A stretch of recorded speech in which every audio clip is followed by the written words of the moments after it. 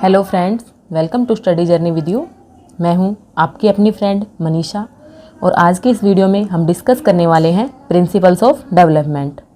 हमने last video में growth and development के बीच में डिफरेंस को अच्छे से क्लियर किया था और आज मैं इस वीडियो में विकास के सिद्धांत आप लोगों को समझाने वाली हूं। तो आप लोग इस वीडियो को कंप्लीट देखना। ये वीडियो आपके सीटेट एग्ज़ाम इवन सभी टेट एग्ज़ाम के लिए बहुत ही इम्पोर्टेंट होने वाली है। यहाँ से आपको सीटेट के एग्ज़ाम में तो 100% क्वेश्चन देखने को मिलता है। चलिए फ्रेंड्स, क्लास को स्टार्ट करते हैं। सबसे पहला विकास का जो सिद्धांत होता है, सबसे पहला सिद्धांत होता है निरंतरता का सिद्धांत। मैं आप लोगों को बाइलिंगुअल बताती चलूँगी। निरंतरता का सिद्धांत यानी प्रिंसिपल ऑफ कंटिन्यूटी।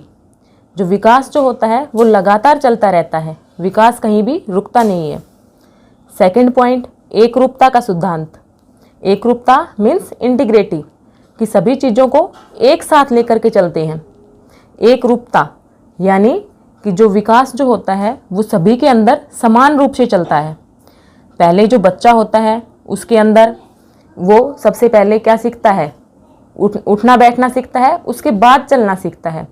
चाहे वो बच्चा अमेरिका में पैदा हुआ हो, चाहे वो बच्चा इंडिया में पैदा हुआ हो, सबसे पहले वो उठना बैठना सीखेगा, उसके बाद वो चलना सीखेगा। तो ये सभी बच्चों में क्या होती है? सभी बच्चों में एकरूपता होती है। इसी के साथ ही जो तीसरा सिद्धांत होता है वो होता है व्यक्तिगत भिन्नताओं का सिद्धांत। व्यक्तिगत भिन्नताओं के अंदर यहाँ पर तो हमने क्या देखा? एकरूपता का सिद्धांत, कि सभी जो बच्चे हैं वो उसी प्रोसेस से बड़े हो रहे हैं। पहले वो इन्फेंसी स्टेज में पहुँचेंगे, उसके बाद वो चाइल्डहुड में, देन उसके बाद अडल्टहुड में पहुँचेंगे। तो इसी तरह से यहाँ पर भी हमारा क्या होगा? जो व्यक्तिगत भिन्नताओं का सिद्धांत है, तो इस तरह से विकास के सिद्धांतों में एकरूपता पाई जाती है। जैसे कोई शेर का बच्चा होता है तो वो उसी तरह से ग्रोथ करता है। मनुष्य का बच्चा उसी स्टेप बाय स्टेप चलता है। सभी मनुष्य के बच्चे उसी स्टेप से चलते हैं। जैसे कि सबसे पहले बच्चा बबलाना सीखता है, देन उसके बाद वो बोलना सीखता है। तो सभी के अंदर ये एकरूपता पाई जाती है। थर्ड जो आता है हमारा पॉइंट, वो आता है व्यक्तिगत भिन्नताओं का सिद्धांत। अब तक हमने देखा कि विकास निरंतर होता है, उसमें एकरूपता होती है, लेकिन अब हम देखेंगे कि एकरूपता के साथ साथ उसमें व्यक्तिगत भिन्नताएं भी होती हैं।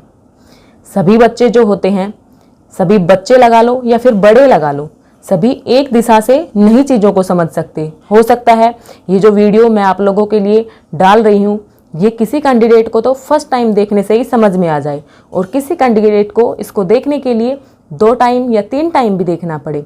तो ये सब हमने व्यक्तिगत भिन्नताएं होती हैं। कोई बच्चा जो होता है वो डांसिंग अच्छी कर सकता है, कोई बच्चा सिंगिंग अच्छी कर सकता है, तो कोई बच्चा पढ़ाई में अच्छा हो सकता है। तो ये सभी व्यक्तिगत भिन्नताएं होती हैं। फोर्थ पॉइंट हमारा सामान्य से विशिष्ट की ओर। विकास जो होता है हमेशा सामान्य से विशिष्ट की ओर होता है, ना कि विशिष्ट से सामान्य की ओर। पहले बच्चा जो होगा वो सामान्य चीज़ों को करना सीखता है, देन उसके बाद वो विशिष्ट चीज़ों की तरफ चलता है। विकास हमारा हमेशा जनरल टू स्पेसिफिक होता है। जैसे कि पहले आप बच्चों को अगर कोई टॉयज़ देते हो तो उस टॉयज़ को आसानी से पकड़ लेता है, लेकिन पहले आप बच्चे को सीधा पेन दे करके लिखने के लिए बोलोगे तो वो ऐसा नहीं कर पाएगा। वो सिर्फ पेन को पकड़ करके टेढ़ी मेढ़ी रेखाएं ही खींच पाएगा। तो इस तरह से पहले हमारा सामान्य विकास होता है, देन उसके बाद हम विशिष्ट की तरफ धीरे धीरे बढ़ते हैं। Gross to fine motor skills, ये हमारी 2 तरह की स्किल्स होती हैं, ग्रोस स्किल्स और फाइन स्किल्स। फाइन स्किल्स जैसे कि हम पेन को पकड़ते हैं तो ये हमारी फाइन मोटर स्किल्स में आता है। जो छोटे सूक्ष्म काम होते हैं वो हम बाद में करना सीखते हैं, पहले हम बड़े कामों को करना सीखते हैं। Next point, principle of predictability, भविष्यवाणी का सिद्धांत, पूर्व अनुमान का सिद्धांत। आप लोगों ने एक कहावत तो सुनी ही होगी कि पूत के पैर पालने में ही दिखाई दे जाते हैं। तो आप लोग इस सिद्धांत को उसी हमारी कहावत से कनेक्ट करके देख सकते हो। बच्चे को देख करके उसके भविष्य में वो क्या बनेगा, बड़ा होकर के क्या करेगा या उसका विकास किस दिशा में होगा, इस बात का काफ़ी हद तक अंदाज़ा लगाया जा सकता है। जैसे कि अभी जो बच्चा सिंगिंग में अच्छा कर रहा है, हो सकता है वो बड़ा होकर के सिंगर बन जाए। ऐसी भविष्यवाणी विकास के संबंध में की जा सकती है। नेक्स्ट पॉइंट हमारा आता है प्रिंसिपल ऑफ डायरेक्शन।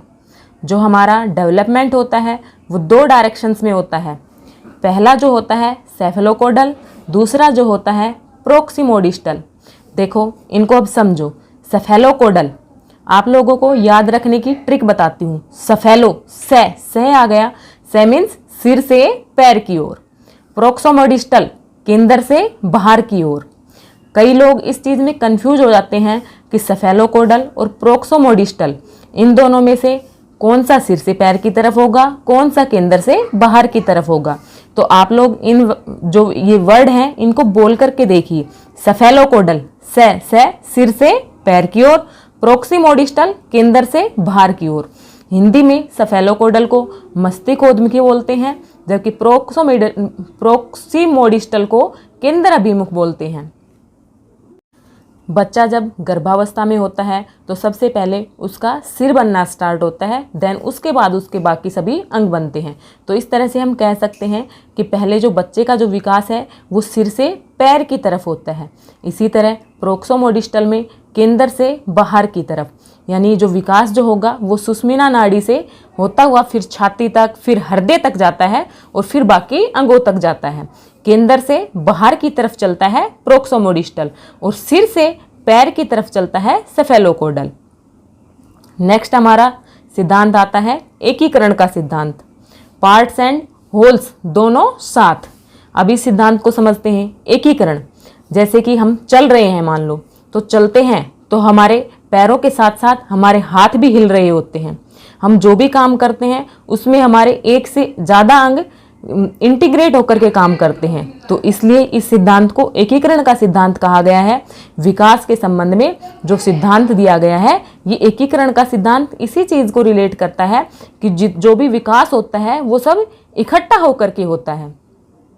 नेक्स्ट हमारा सिद्धांत आता है प्रिंसिपल ऑफ इंटर रिलेशन, अंतः संबंध का सिद्धांत। इस सिद्धांत को देखिए कैसे लो आप लोग समझेंगे। हमारा क्या क्या होता है, जो डेवलपमेंट हमने पिछली वीडियो में डिस्कस किया था कि जो डेवलपमेंट होता है हमारा फिजिकल, सोशल, कोग्निटिव, इमोशनल सब तरह से होता है। तो ये सभी आपस में इंटर रिलेशन होता है इनका। फिजिकल, जैसे जैसे बच्चे के शरीर की ग्रोथ होती जाती है धीरे धीरे उसके अंदर एक स्टेज के ऊपर उसके अंदर कोग्निटिव संज्ञान आता जाएगा। देन जैसे जैसे वो बड़ा होने लगता है, अपने समाज में इंटरेक्ट करने लगता है, वैसे वैसे वो सोशल होना शुरू हो जाता है। सोशल होने के साथ साथ ही उसके अंदर इमोशनल जो उसका डेवलपमेंट है वो भी होना स्टार्ट हो जाता है। उसके अंदर मोरल डेवलपमेंट होने लग जाता है।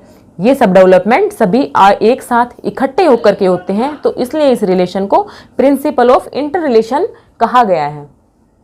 अब हम लोग नेक्स्ट सिद्धांत पर चलते हैं, परिपक्वता एंड अधिगम का सिद्धांत।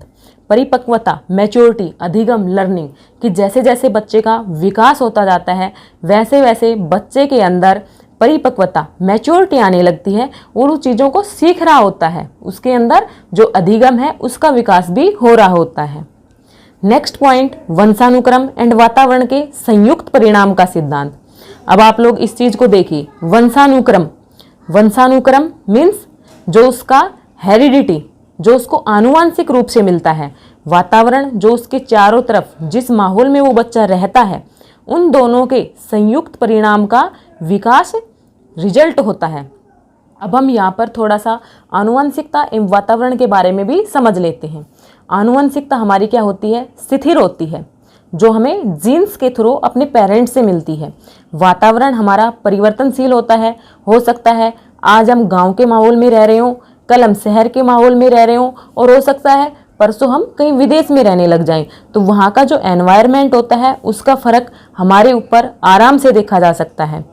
जो आनुवंशिकता होती है, ये क्वेश्चन काफ़ी बार पूछा जाता है कि जो आनुवंशिकता और वातावरण में से how far we can go, हम कितनी दूर तक जा सकते हैं, जो इसकी जो लिमिट सेट करता है वो कौन करता है। तो वो हमारी लिमिट सेट हेरिडिटी से होती है मोस्टली, वातावरण से नहीं।